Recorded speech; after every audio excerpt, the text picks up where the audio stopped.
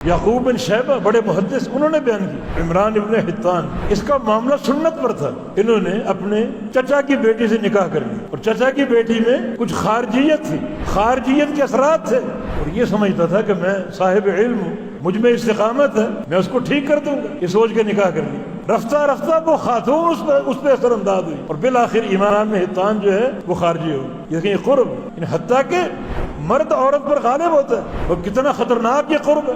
آپ دور نہ جائیں، آپ عراق کو دیکھیں، آج سے 20 سال پہلے، 50 سال پہلے عراق میں اہل سنہ کی کثرت تھی اور روافض بڑی کم تعداد میں تھے، مگر آپس میں جب یہ ان کے تعلقات بڑھتے گئے، رشتے جڑتے گئے، مناقض ہوتی رہی، تو آج عراق کا سروے کر لی، روافض کی کثرت ہے، اہل سنہ کی قلت ہے۔ یہ بدعت کس طرح سرایت کرتی ہے، ان آپ نتائج کو دیکھیں۔ بدعتی انسان سے دور رہو گے، تم پر وہ اثر انداز نہیں ہوگا، تم اس کی بدعت کی لپیٹ میں نہیں آؤ گے، اور یہ قرب جب بڑھ جائے گا پھر آپ یقین کر لیں وہ کتنا خطرناک یہ قرب ہے۔